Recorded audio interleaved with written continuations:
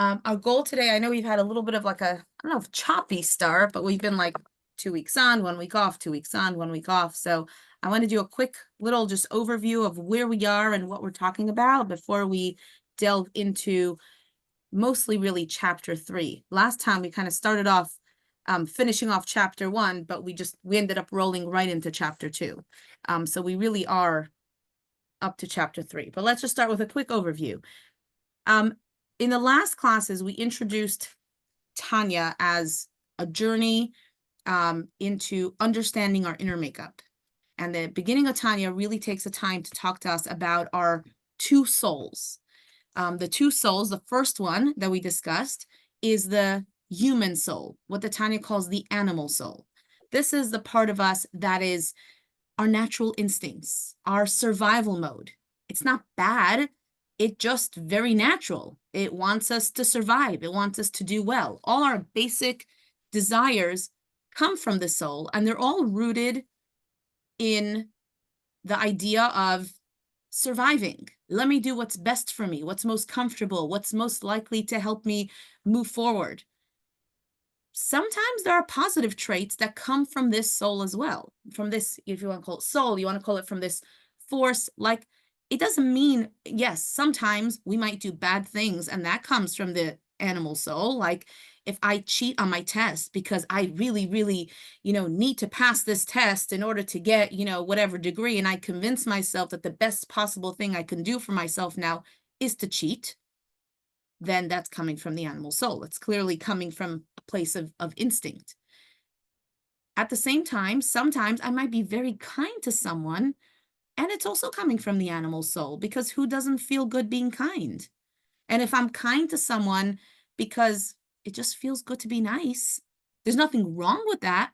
But then again, we have to recognize it's natural. It's part of human nature. Human nature wants to survive, to thrive, and to feel good. In contrast to that, the Tanya describes the other soul as the godly soul. And the godly soul is literally a piece of God, pure holiness that was breathed into me. And we each have like this little fire, this little flame inside of us.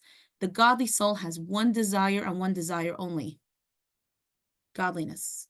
It doesn't care for food, it doesn't care for drink, it doesn't care for sleep, it doesn't care for anything. It just cares to be spiritually connected.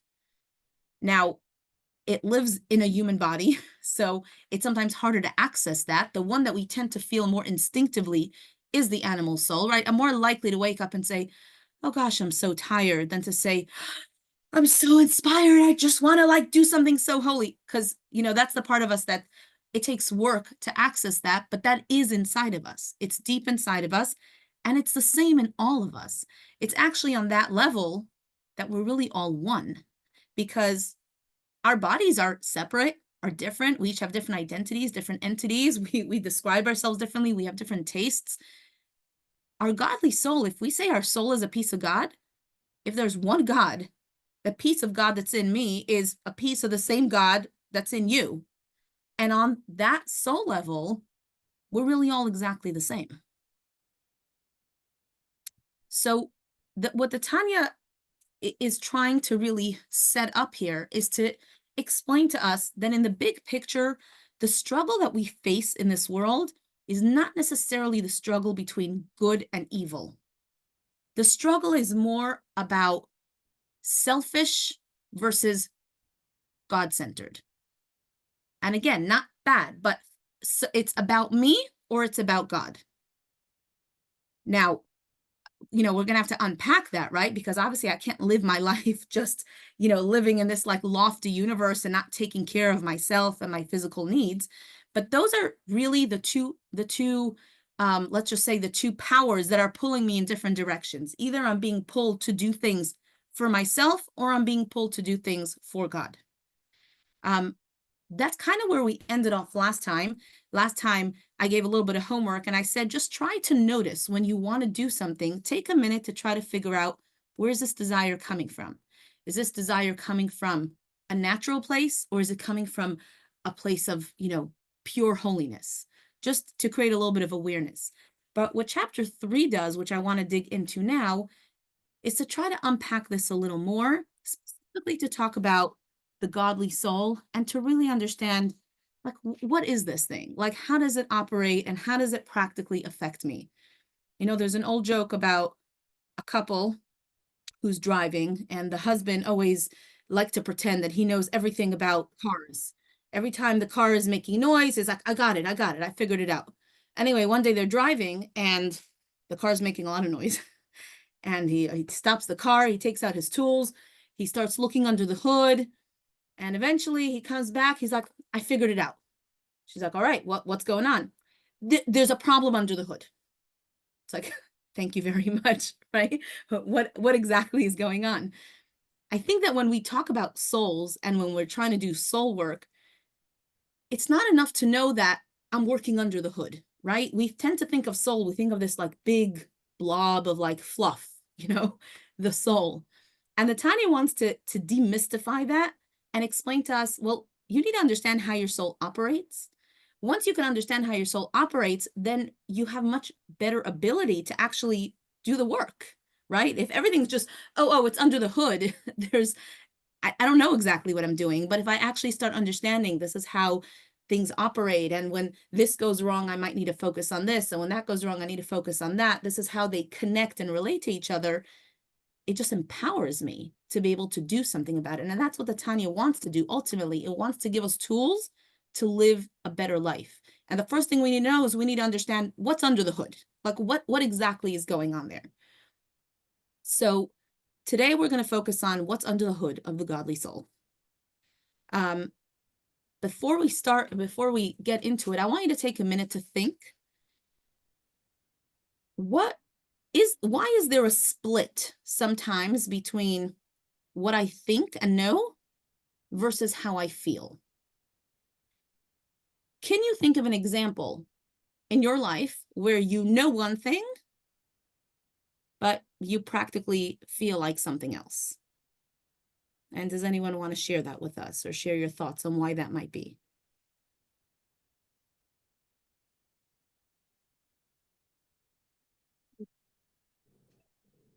I think for me, I think it's because sometimes what's going on in your head and what's going on in your heart don't always match. Right. Why is that? Um, because I think sometimes emotions can overpower logic. Right. No, thanks for sharing that. That's exactly what we're headed to. Let me ask you another question. If we were all in the same room now and I said, all right, we're going to order dinner for everybody. Let's just take a quick poll. Do you prefer pizza or Chinese? We go around the room and I start asking everyone by a raise of hand. Let me know if you know clearly which one you would vote for. Anyone? Someone asks you preference, this restaurant, that restaurant. Can you take a second and like figure it out pretty quickly? But what if I came and I asked you, how does God's presence in your life make you feel right now? Can you spit out an answer just as quickly? Yeah, All yeah, right. No, it's a little more yeah, complicated. All right. Who said yeah? I did. Who's that? Oh, Barbara. Tell us. Okay, so Yeah. share with us. Um, I think it's like that feeling in your gut. You know what's right, you know what's wrong. I feel safe. I feel that I'm never alone. I always feel there's a presence there, always watching over me. No matter how bad things are, I don't feel that I'm in this by myself to figure it all out. I just don't. That's amazing. Now, can I ask, do you mind, Barbara, sharing with us, is that like a natural feeling that just came to you, or is that something that you've worked on over time, or you've come to through certain learning or experience? Lots and lots and lots. Well, I think I felt it even as a little girl, but always. I've always felt it. And yes, I have studied soul. It's been, you know, doing Tahara, just everything that I won't say interest, that I feel is about the soul. It's been that way for me for many years. So this isn't new to me anyway. So I'm very comfortable with it. good. Thank you for sharing that. I think that the most instinctively, most of us have an easier time making decisions or talking about or accessing the feelings that are very physical and natural to us. For most people, you don't have to think too hard if you prefer pizza or ice cream, or if you prefer restaurant A versus restaurant B, because those are desires that come from the animal soul, the natural soul, and it's visceral. It's like I feel it in my body. I know I like X, I don't like Y. When it comes to godly things, firstly we have to know them. And then once we know them, then we actually have to like take that knowledge and work it down into feelings. Like, if someone said, you know, Tanya class is like life-changing. And I like to think that taking a Tanya class is not necessarily life-changing. It's potentially life-changing, meaning I could listen to a whole class and then I can, whatever, go to sleep, go to the movies, do whatever else I'm going to do, not think about it again until the next class. Or I can study the class, I could learn in the class, and then I actually take the time to think about it, to internalize it, to make it real to me, and then, wow, it's life-changing. Because like Denise said before, just because I know something, it doesn't mean that it translates into feelings. And that's a lot of what the Tanya tackles here in trying to understand the soul. And the Tanya talks about the two parts of us, one being the intellect, the other one being the emotion, and how do they correlate to each other and correspond to each other? How is it that the Torah can give me a commandment that says you have to love God? I can't tell me to love something. Like, love is a feeling. What if I don't feel love towards God? How could I possibly have a commandment like that? And so the Tanya goes on to explain, you know why you could be commanded that? Because if it is possible for you to create feelings based on your knowledge. And like Barbara said, if you study something and you take time to really think about it and focus on it enough, you'll be able to generate feelings for that thing. The more you know, the more you can feel, the more time you spend studying and meditating on. Now, you know, we tend to think of meditation as, you know, like a lofty concept, but let's think of like a human being that is in your life. You sometimes feel love for them and sometimes you don't feel love for them, right? Kind of depending on the day, depending on the actions. But if you actually took the time to think about this person and think about the qualities you love about this person and think about the things that make this person so special and important to you, you know, we don't tend to think of that as meditation, but that is meditation. It's contemplation. It's really taking time to think about something. I bet you that by the end of that thought process, you're going to have stronger feelings for this person. I mean, I could say that sometimes as a parent, it's something I need to step back and do. If a child is really, really irritating me in the moment, I need to stop and say, you know, 1 second, let me not get caught up by the feelings that this is bringing out in me. Let me step back and remember, this is my kid and I love him.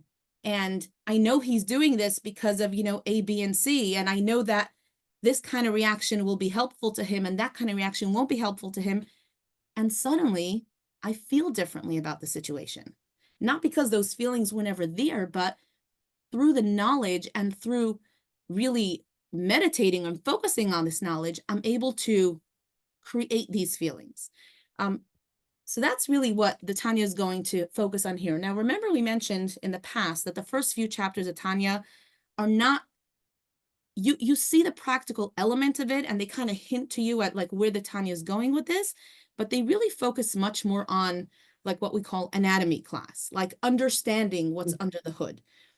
Kind of like, I think we said this in the past also, and you know, when you go to medical school, the first day you're not learning how to operate on someone's heart, right? First you have to learn the names of the body parts and how they interact and all this other background knowledge so that then when you get to the practical class, you know what you're talking about. So the first few chapters of Tanya are really doing a lot of that, like just looking under the hood, analyzing all the different elements of our soul. There's a practical element because I feel like, you know, you can kind of see where the Tanya is going with it, but it's not as practical focused as later on chapters, kind of once we have all this knowledge under our belt, so to speak. So let's look, the bulk of chapter 3 talks about what we call the powers or the faculties of the soul. So firstly, by a quick raise of hand, who has heard of the 10 Sfirot before? I think a lot of people have heard about it. Some people have studied it in depth. Some people have studied it less in depth. Let me first see if I can make it bigger. There we go. That's better. Okay, so the first thing I want to explain is that the 10 Sfirot, which is very hard to translate the word Sfirot into English, the 10 Sfirot are used in Kabbalah to describe how God interacts with the world. So God has, God is this power that is way higher than the world. How does he interact with us? How does he interact with our world? Through these 10 Sfirot described in Kabbalah, these are different ways that godliness is accessed in this world. Now, we're actually not about to talk about Sfirot. We're talking about our own souls. And the Tanya is telling us that just like God connects with the world through these 10 Sfirot, similarly, each of us has 10 soul powers that directly mirror these 10 Sfirot. So just like God has a Sfira of Chokhmah, wisdom, we have a soul power of wisdom. So just an important distinction to know that I'm actually not talking about God and his Sfirot now. I'm really talking about my own soul powers. So generally, our soul is comprised, chapter 3 tells us, of 10 powers, 10 faculties. These 10 faculties, if I were to divide them into two general categories, one of them is the intellectual. The first three are the intellectual or the cognitive. And the second 7 are the emotions. Let's go through them briefly, and then we'll talk about how they connect. So the cognitive faculties, every thought begins with what the Tanya tells us is chokhmah, a spark of wisdom. Think of it as when you just have a great idea. You're sitting at the dinner table or you're in the shower and suddenly like you have a really good idea and then you really have to go on to something else. You're like distracted, the doorbell rings, there's a million things you have to do right now. So maybe you'll write it down, or you'll just kind of try to remember that you have to still think about this idea. Now, this idea had a lot of potential in it, but it's not really unpacked yet. It's not something that anyone else really understands. If I kind of threw that word at you or that phrase at you, you wouldn't necessarily know what I was talking about. It was just like some like big idea. Let's say, for example, I need a new dishwasher, right? Just, oh my God, the doorbell rings and I'm distracted and I have to run. But I have this I need a new dishwasher. Now, maybe later on today, I'm going to take the time to develop the idea. That's already the second one, the bina, the understanding. So that's when I take that spark of an idea and I develop it. Okay, why do I need a dishwasher? What kind of dishwasher do I need? What would actually fit into my budget? Let me do some research and understand what kind of dishwasher is best for me to have, or is it even worth investing in a dishwasher? So I'm taking the spark of an idea and I'm developing it. Now, once I have this idea well developed in my mind, you would think that the next step is I start wanting it, right? I start like feeling, okay, I have this figured out. I know now I need to go out and get the dishwasher. Here's the very important piece. The da'at, typically translated as knowledge, the Tanya tells us that this faculty of da'at is actually that link between knowledge and feelings, that link between brain and emotion. So sometimes I'll have this great idea about a dishwasher, and then whatever, I don't think about it anymore, and I just decide it's not relevant, and it leaves my mind. It's only when I focus on it enough to translate it that it begins to translate into feelings, that then I could start feeling for it. I really want this dishwasher. I need now. Dishwasher is a very shallow idea here, right? You could think of more complicated thoughts, like let's say the example we gave before of someone in my life, right? So I have this little idea where I think, yeah, he's really like a great kid, right? Little idea. Then the bina, the understanding is I develop that and I think about, yes, this is why he's such a great kid, and this is why he needs more love, and this is, what he does and doesn't need in his life. That's the bina, the understanding. Now, when I focus on these thoughts and I really like put my mind to it, I could start developing emotion for it. Now I start feeling, I start feeling love for this child, and I start feeling more connected to the idea that I wanted, which is a little bit, I think, like what Barbara said. I think what Barbara, I'm sorry for quoting you, but I think that was like such a great example, where apparently the thought of God to you is not just a fleeting thought. It's something that maybe began as a fleeting thought. You spent a lot of time developing the thought and learning about the thought, and you didn't stop there. You focused on it enough to bring it to a point where you feel for it. And now when you think about God, it's like you feel comforted. You feel good. Because it's no longer just this idea in your head. It's something that really connects to you. Now, it's interesting that Tanya tells us, how is the word da'at, knowledge? How does that mean, bridging to emotion? And the Tanya quotes from the beginning of Genesis. The first time we see the word da'at, knowledge, being used is, anyone know? After the creation of Adam and Eve, the Torah tells us that Adam yada et Chava. Adam knew Eve. I mean, he knew her. Like, oh, hey, I recognize you. And the commentaries tell us that no, that means that they had intimate marital relations. And from that, we learn that the word da'at, knowledge, could mean something much deeper than just, I know you, but it's a form of connection, of deep connection, which is why here the word da'at, knowledge, is not just knowing something, but it's knowing it so much that it starts leading to emotion. So now let's talk about the emotional, unless someone has a question before we go on to the emotional faculties. All right, let's go on to the different emotions. And again, some of these, you don't need to fully understand it. Some of it you'll get more, some of it you'll get less, but it'll be something that you can refer back to later when we start pulling it up in the Tanya's practical tools. So different emotions. There are firstly the two opposite emotions of chesed and gevura, kindness and severity. Kindness is that emotion of just giving, loving, and, pouring without any boundaries. Gevura, severity, is placing boundaries. So for example, now gevura doesn't have to be bad. Severity doesn't mean bad. It just means boundaries. Like if I love my child so much and I just don't give them any rules in life because I love them so much and I just want this outpouring of love, then I'm going to squash them. I'm going to ruin them. They're not, setting boundaries in a relationship or in someone's life is often an expression of love. And it could be done with a big smile, but we have to have some boundaries. An example I heard someone give was, someone loves me so much. They gave me this huge gift. They gave me a 40-foot teddy bear just to show me their love. But nowhere in their thought process, apparently, did they try to think if I actually need or want a 40-foot teddy bear in my living room. So now this teddy bear is sitting on my couch or maybe near my couch. And it's like, thank you very much. I get you really love me. But like, I really have no need for this.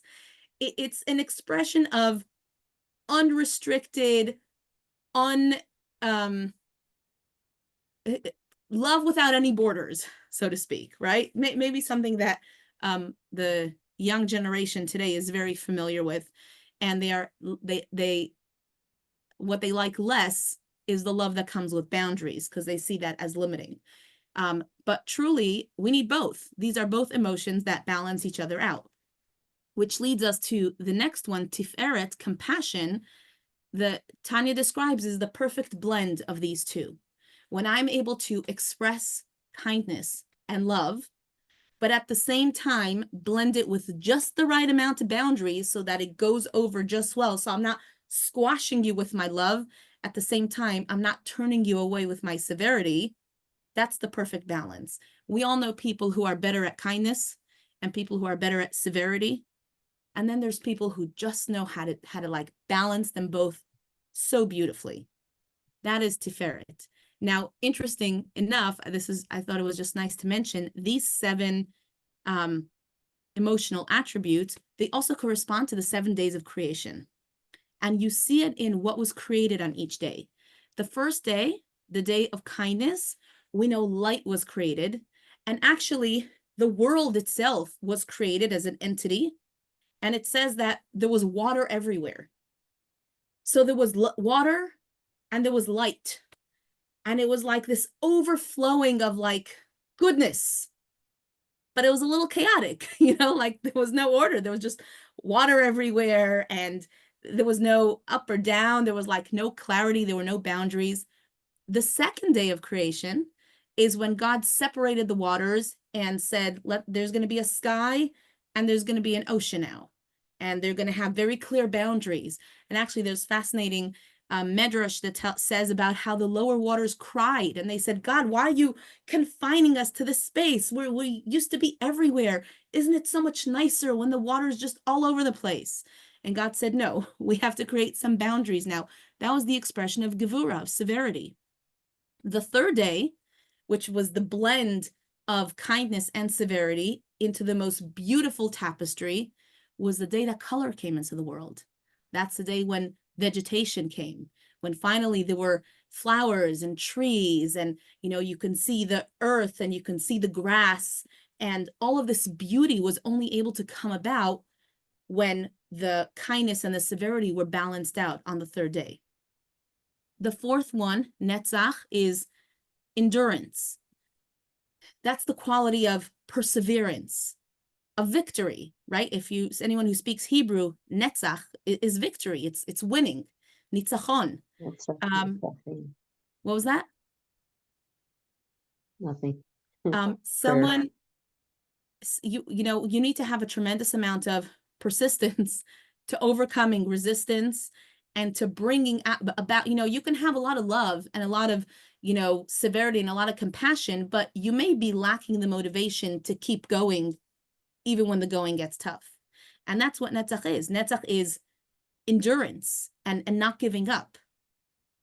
But then again, netzach on its own is one extreme. The opposite of netzach would be hod, humility, right? You ever try to compete against someone who all they care about is the competition? Like they can't see beyond the medal. At some point, it's not fun to compete against them anymore because they're so focused on like persevering and winning. There's no room for flexibility. So the quality of hod, humility, is flexibility. It's kind of toned down from that go-getter netzach endurance.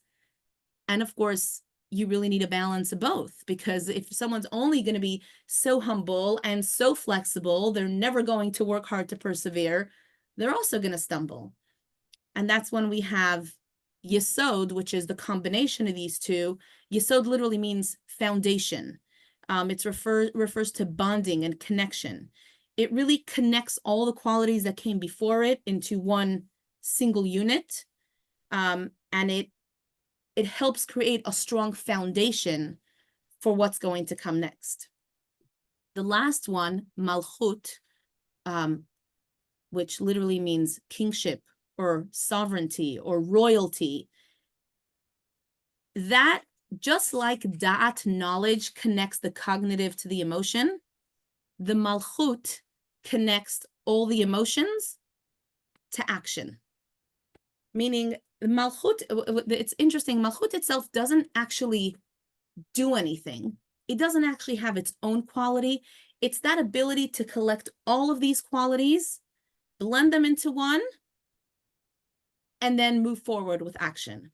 Now, I know I'm getting a little carried away with these, but if they confuse you, if they fascinate you, great. If they confuse you, then just have in mind the general structure. It's definitely going to be referred back to soon. The real goal that chapter 3 is trying to tell us here is your thoughts are going to lead to your emotions.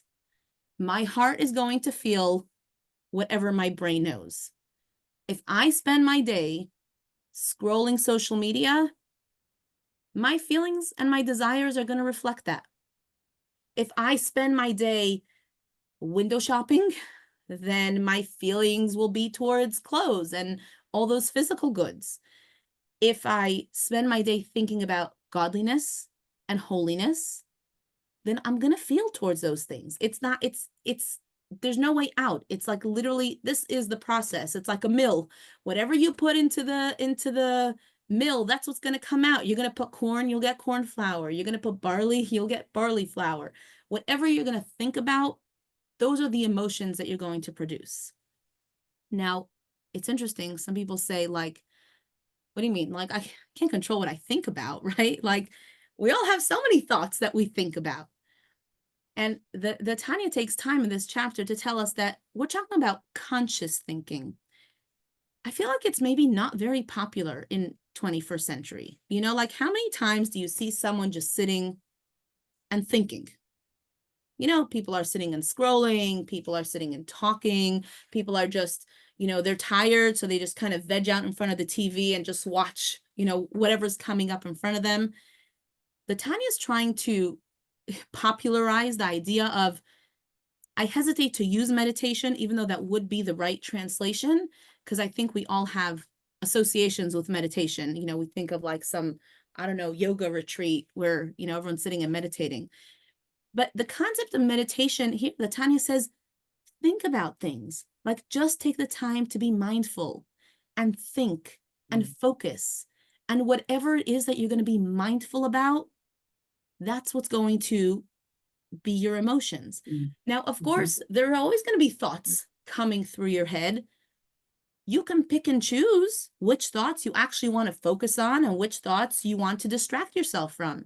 It's like, I feel like we don't get it so much these days. If you have good internet filters, you don't have it. But like back in the day, you'd be scrolling the internet and you just get these like window pop-ups, like boom, boom. Things are just like popping up. And then you just sit and, I mean, you could do two things. You can sit and X each one out as it pops up and just go back to the page that you were trying to read. Or you can say, oh, pop-up, cool. Let me see what this one's about. Next pop-up, what's that one about? But Tanya says, what do you mean? Like, you're in control. When a pop-up comes, a thought pops into my head, I can decide that, yes, this is actually worth my time. Let me sit and focus on it. And I can decide it's not worth my time. I don't want to go down that rabbit hole. I'd rather, you know, distract myself, open a book and read something better. There's a great story. I know I've said it before. I don't remember the details precisely, but there was I don't remember the names involved, but there was a man who came to speak to his rabbi and said, please, I need your help. I'm always distracted by these random thoughts that come into my head and I just have no control. Like, there's always, I'm always bombarded by thoughts and I'm trying to live more mindfully. It's really impossible. Help me out. So his rabbi told him, well, I think you should go visit Mr. So-and-so who lives in the next town. He's going to be able to teach you how to do this right. So he says, okay, you know, he packs his bags, he travels to the next village and he knocks on this person's door and the guy's not answering.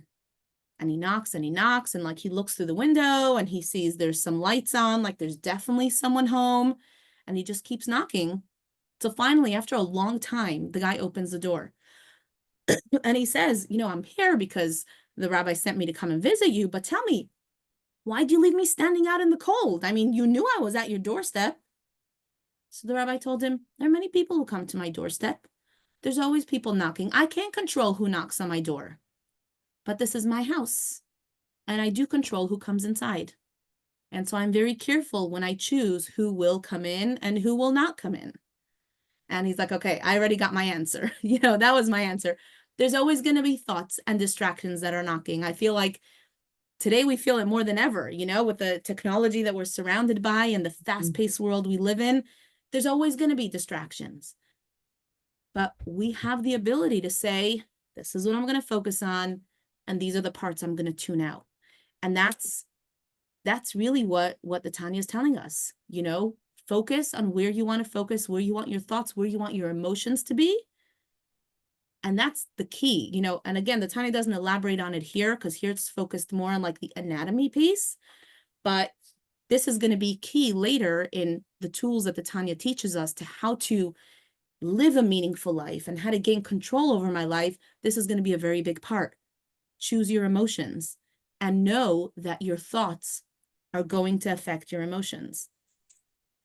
But I feel like we've been running a monologue, so I need to hear some feedback and thoughts.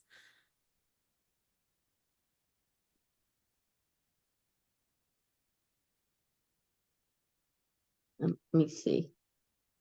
Yeah, go ahead. I We hear think you. I think this is a practice, and it takes time. And in fact, when you were talking about love, to me, it's not an emotion, it's action. It's a verb.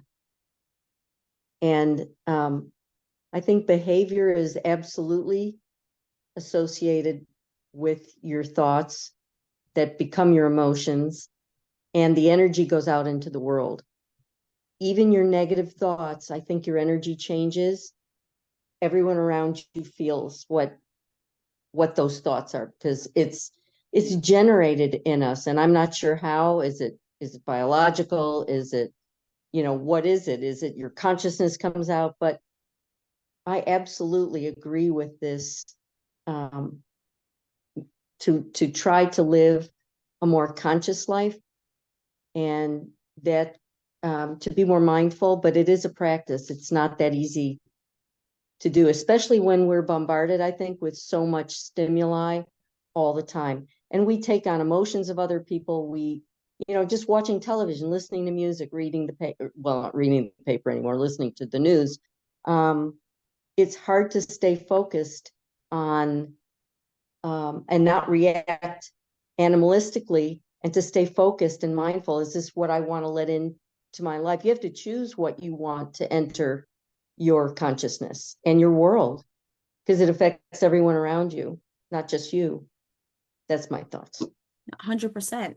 And I think that the first thing, though, no one's saying it's easy, right? If it was easy, we wouldn't be Yeah, here. right.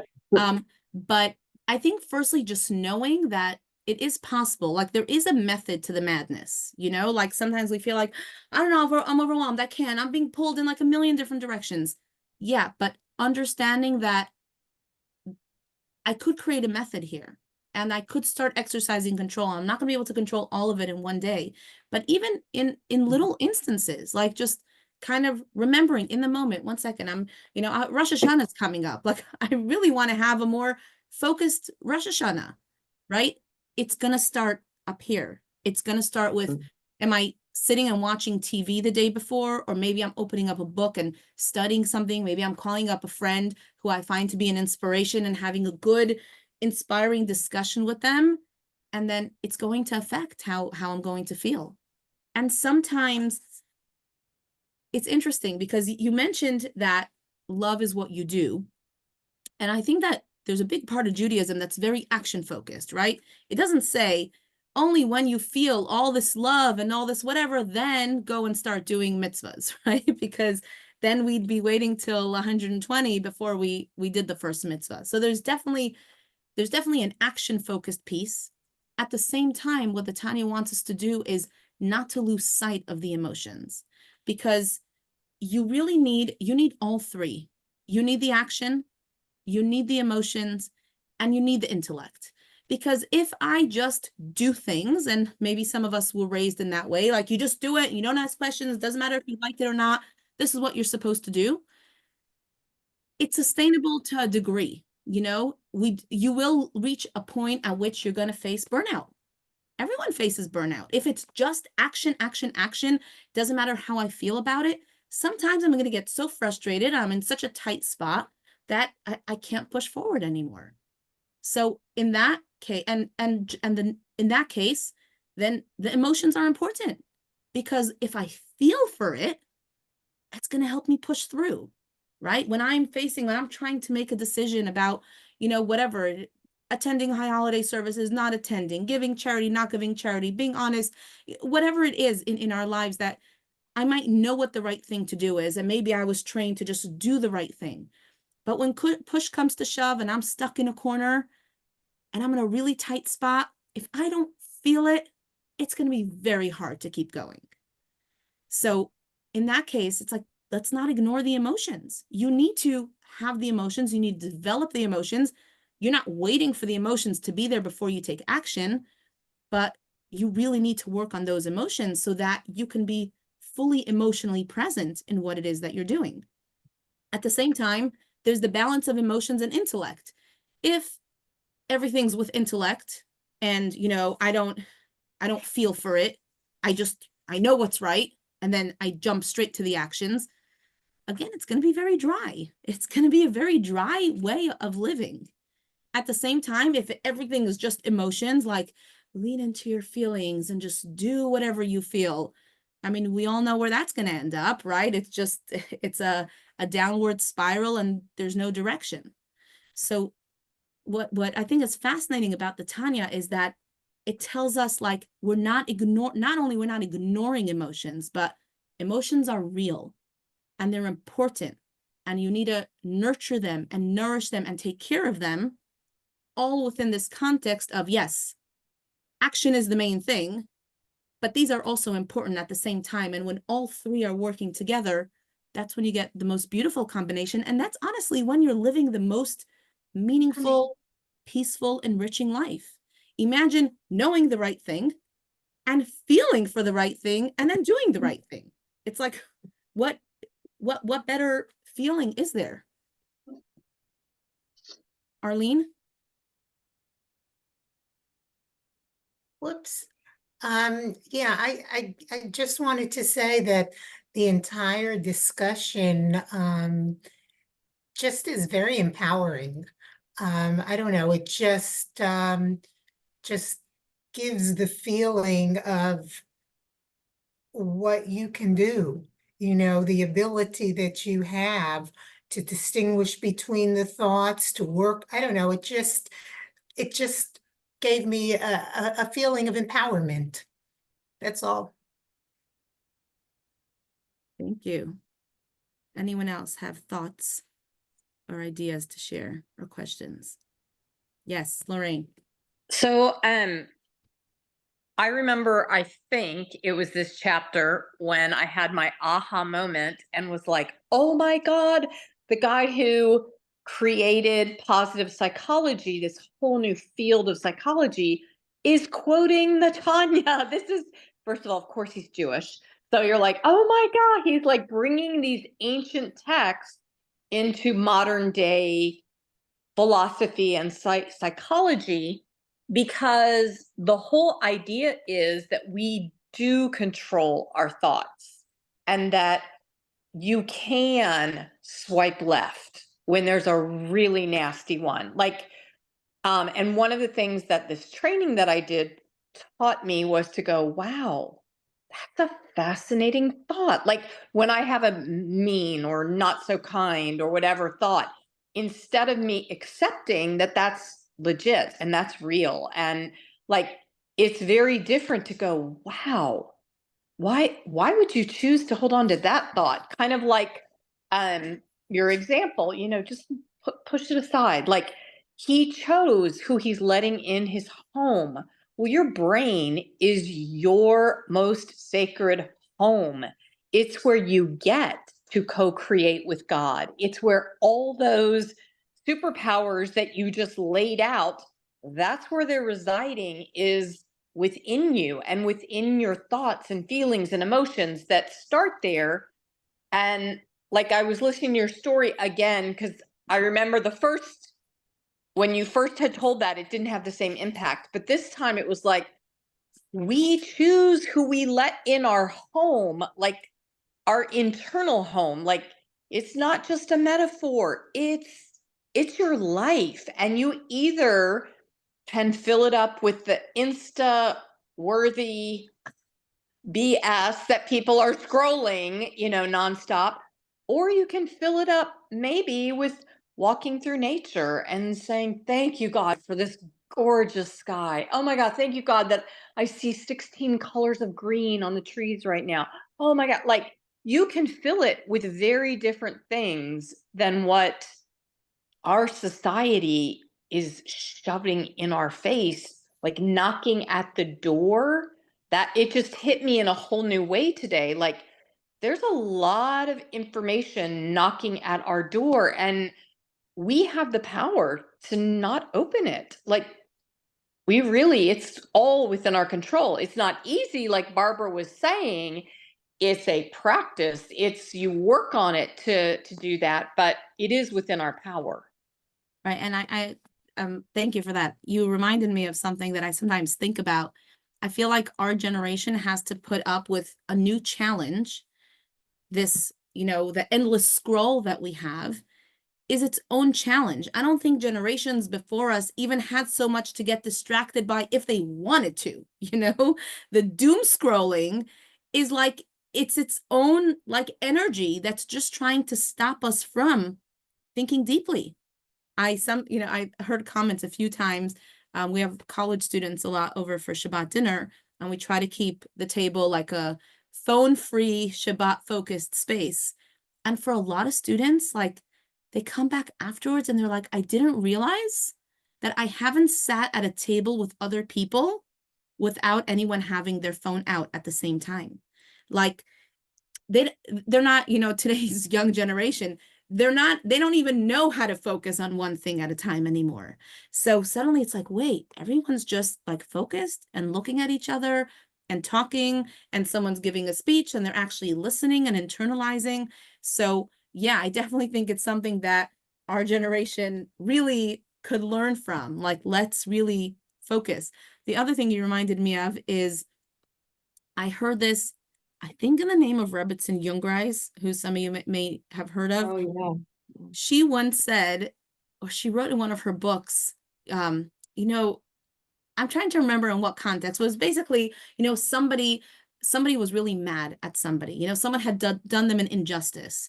And they were like, they just couldn't get over it. They went to sleep thinking about this annoying person, and they woke up thinking about this annoying person, and how dare they, and why are they trying to ruin my life? And if they only realized how badly they treated me. And she said, you're in control of your own brain. You're literally giving them free rent in your brain right now. Like, is that what you want to do to this person who frustrates you so much? Just give them free rent in your brain? So, not directly related, but that's something I sometimes think about. It's like, that's it. I'm in control of my mind. Like, no one else can push themselves into my mind, and no amount of, stuff out there on the internet can enter without me allowing it to enter. I want to just take it one step, like a bit more practical. I think that for some of us, say like, okay, so then how do you think, if I'm going to think about God, I'm going to have emotions for God. Like, that sounds very lofty. If we just take it very simply, right? Sometimes you can develop emotions for God. Yeah, you can take a few minutes in the morning when you wake up or at night before you go to sleep and say, wow, look at all these incredible things that I have in my life. Despite all the challenges, I have this going well, and I have that going well, and this good thing happened to me, and that good thing happened to me. And if I then take a minute to think, God did this to me, and I'm thankful. And if I really think about it enough, I could start developing some kind of feeling. Another way to develop the same feeling is not looking at the big picture so much, but trying to focus on details. Like Lorraine said, taking a walk in nature and stopping to look at a leaf or at a flower and just taking a minute to really focus on it and saying, wow, this is really beautiful. This is all designed by this majestic artist. Again, there's knowledge, and then there's the dot, there's connecting knowledge, allowing the knowledge to filter down to emotions. If I really take a moment to focus on it, I will feel something, at least some level of, respect, admiration, even if it's not like, wow, love, I'm like in love, I'm ready to no, but like it starts developing these positive feelings that later I can tap into when I'm trying to have a focused, Rosh Hashanah, or trying to make the right decision. I feel more of a connection because I've developed some level of emotion. Harriet. As you were talking, I was thinking yesterday I was on a plane coming home, and I was on my phone looking at my gratitude app, and the prompt was look around you and notice something of beauty and reflect on it. And I'm looking around at this metal, all these metal, and all of a sudden I looked at the cup of water in front of me, and my whole attention was on water and how grateful I was to live in a country where we had clean, fresh water. And how it was that that water got to me on the plane, and just kind of filled with this sense of awe and gratitude for God acting for all my needs and providing this water. And the rest of the night, every drink of water, the water tasted different. I mean, the water just had kind of this amazing taste that I don't know, I never knew water tasted quite that delicious. And anyway, it was just as we're talking about thoughts. I mean, it was like one of those weekends. That's the weekend with lots of people and lots of food and lots of activities and blah, blah, blah, lots of conversation with family that I hadn't seen for a while. And so my head was like kind of pounding, and there was just this pure, simple water that over. I think that overwhelming. if we would sum up this whole chapter, probably one word summary would be mindfulness, which, Mhm. is such a popular term today for people trying to live a better life. But like the Tanya is telling this to us, like this is a Jewish concept. Live mindfully, like stop, think, ponder, focus. And the truth is that many elements of Jewish life actually try to encourage us to live more mindfully. The idea of making a blessing over every item of food that we eat, the idea of, obviously stopping what we're doing for Shabbat, the idea of stopping in the morning when we wake up and saying Modani and saying some prayers. It's trying to remind us to, again, it's not just the action, it's think about it enough that you really feel for this, and it's transformative. Sarah. I wanted to piggyback a little bit off of Harriet, and I wasn't really sure that I was going to say it until she said the water, and I went, oh man, this is the sign I'm supposed to say it, so fine, thanks, Harriet.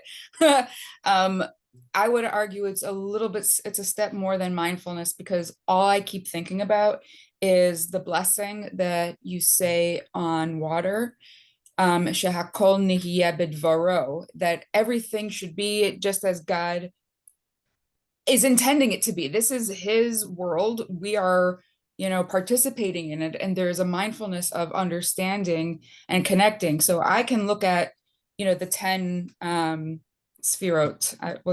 What's English? The faculty.